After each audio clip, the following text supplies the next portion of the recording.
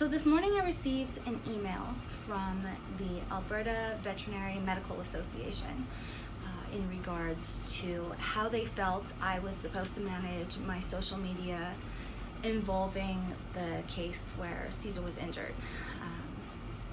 Obviously, it made me very mad. So I just thought, it's not okay. Like, we expect boards like that to protect us as the customer and our dogs. So when things happen and there's no support, there's no help, and it's like their only motives are to protect the clinic and the vets and not our pets, then someone needs to stand up and say something. And I'm going to take the initiative to do that and be that person. So I just want to start off with an explanation of what exactly a pit bull is identified as.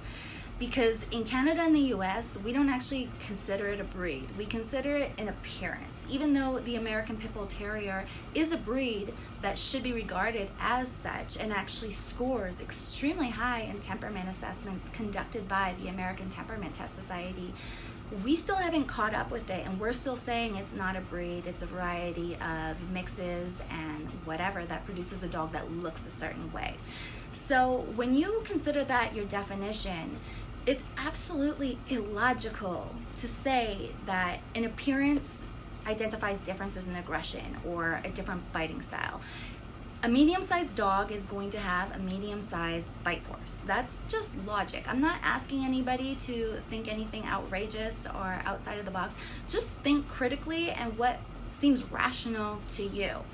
My dog's, Caesar here, is actually an American bully. So it's a pretty new breed. It was only created in 1990, but they were created specifically for companionship. So even though the American Pit Bull Terrier is known to have high tenacity and a high prey drive, that's actually not characteristics common in an American bully, as they were bred specifically for companionship. So he's extremely low energy. He always has been. When he was like 6 months old, people used to ask me if he was old because he was never in a hurry. Like, he doesn't run, he doesn't play rough. So back to the topic at hand.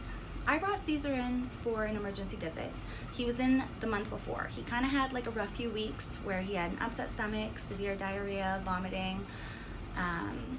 He had a seizure, and then he had blood dripping. So I brought him in emergency, even though he was in the month before, and immediately saw this one vet named Dr. Kate Yates. She immediately saw he was intact due to his history of seizures and his heart murmur, and immediately was pushing for castration. I just didn't see how his prostate would have been enlarged to that point within a month, and I was always advised by our previous vet before he retired, that I trusted emphatically, to not administer anesthesia on Caesar unless it absolutely warranted the risk. So I was hesitant, and I knew I was going to seek a second opinion from his prostate specialist, but I agreed to let her do blood work and whatever else. So it was the policy at Fish Creek to take the dog out of the room to do the test on them. Now, he's extremely obedient. Like, his entire chart is full of documentation that speaks to how good and obedient and mild-mannered and pleasant he is.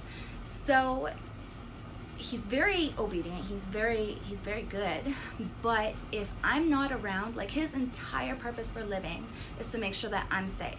So if I'm not there and they're trying to force him into a submissive stance, such as like being on his back or his side, he's not going to do it. And he's not going to get aggressive or anything. He's just going to keep on trying to flip himself back over upright.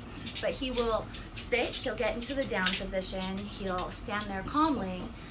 He's just not going to lay down on his side and relax if he doesn't know where I am. So I'm always very clear that if they need him to do something, he knows like your typical commands, and if he even hesitates, all they had to do is snap their fingers, and he knows like you mean business. But I told her, like, if you need him on his side or his back, you're gonna have to get me to do it, because otherwise, I mean, he's just gonna keep on trying to flip over. And that's that. She said that that wasn't a problem and took him out of the room. When he came back, he was really pathetic, and it was so much so that I actually took a picture of him on the floor at the clinic with a bright yellow bandage on his back left knee.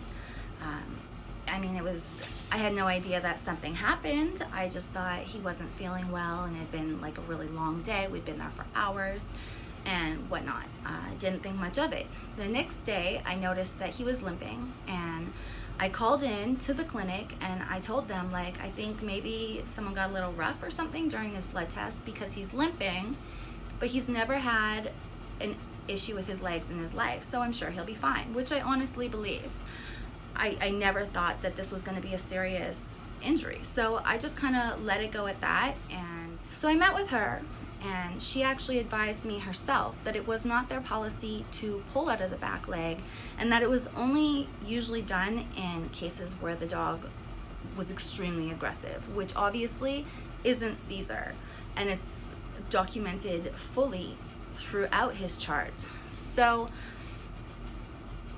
I don't really know what happened, because it was their policy to take the dog out of the room, and it was never an option to do anything in front of me. When I was obviously upset thinking about what happened, they immediately went into, we don't know who handled your dog, we don't know who drew his blood, we know nothing.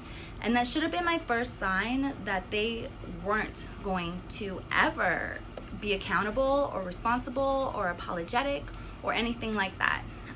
It escalated after that point. I had someone named Kristen Marie who came onto my Facebook page and was attacking me personally, saying that whatever happened in the back room didn't compare to me maiming his ears, which obviously those that follow us know that I didn't crop his ears, calling me an idiot and whatever. So I just thought it was kind of weird at that time, like why somebody was so defensive when I was just telling my story of how Caesar got hurt. And started looking into it further, and lo and behold, they had a receptionist named Kristen whose face matched the profile. There's like obvious, like the one that was on my page obviously was wearing makeup and actually had like her eyebrows like filled in and whatnot. But I mean, it looks exactly like the same person, same name, like same hair, same thin lips, same face structure, everything. And I phoned the Fish Creek, irate, and immediately it was, nope, that's not a receptionist, and denial. So at that point, I guess the clinic owner, Dr. Van Sluis, she decided that she was going to phone the prostate specialist that I saw and ask him if Caesar was limping. Now, when I'm going to a prostate specialist to talk about a vet that said that he had an enlarged prostate, and it's shown that he didn't have an enlarged prostate, why would I talk to a prostate specialist about his leg that at that time I thought was just sore from getting poked? I didn't think it was like they tore his fucking ligament apart.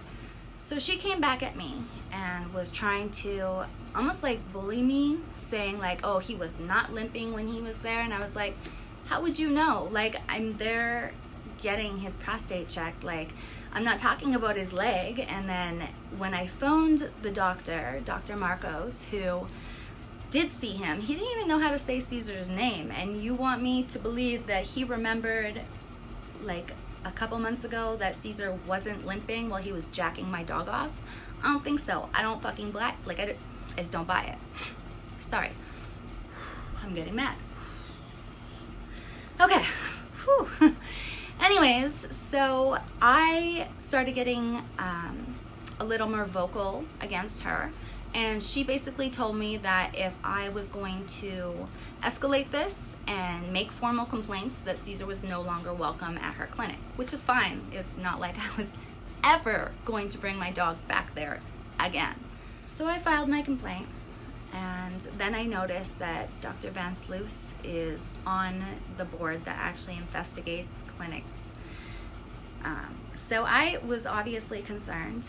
I expressed to them my concern about the objectivity and if there was even a hope of them getting justice for my dog and protecting the next dog. But I was assured that, it was a process that was completely fair and that, if there was any wrongdoing, that they would handle it.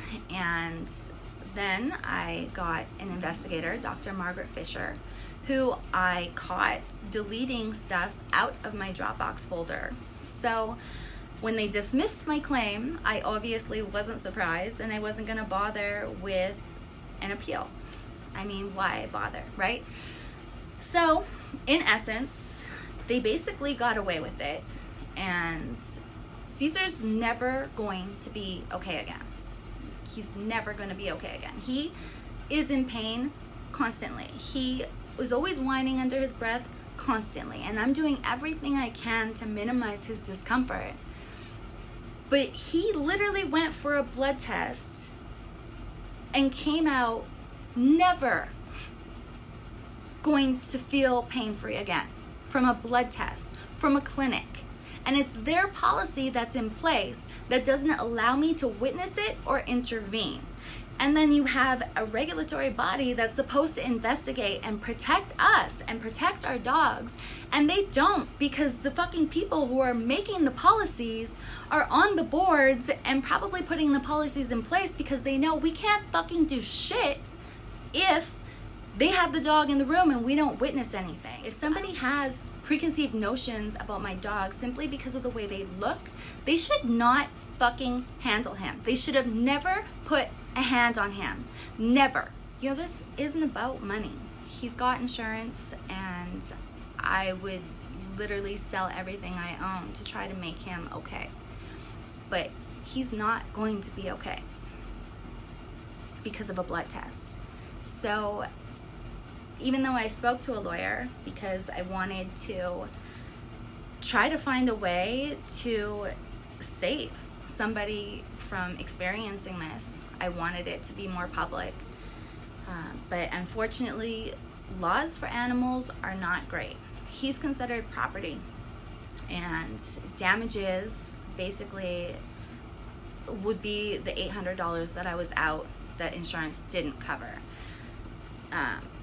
Now, my lawyer said that we had basically a 50-50 shot, and it would boil down to if the judge was an animal lover or not, and whether they had preconceived notions about a certain face shape that gets lumped into this category of pit bull. If my case was dismissed, then they could actually force me to pay the legal fees for Fish Creek, and that would have sent me over the edge. So I opted not to, and then I was in the accident myself and got the brain injury. So I never actually got the chance to tell the story online, and maybe that's what I need to do. Maybe that's what is going to make them accountable. Maybe people who have pit bull types need to know that Fish Creek isn't safe for them, that this could happen to them. And we're talking about a dog who has extensive temperament testing, who has certification, who is constantly, it's documented how mild-mannered and obedient he is. This is a dog that has a huge online following with his life documented, that can show video after video of no limp and then limping after. So if that can happen to Caesar, what do you think can happen to any of your dogs? It's terrifying. So I don't know, maybe we all need to let them know what we think. Maybe we all need to stand up and say, you know what? Maybe Caesar can't talk. I mean, he talks better than most dogs, and maybe he can't. But we're their voice. And we're not going to let you do this shit to them. We're just not. Right? We did not. No, we did not. Mommy's gonna go crazy. And on behalf of Caesar and I, thank you for listening. Thank you for loving him. Thank you for all your support.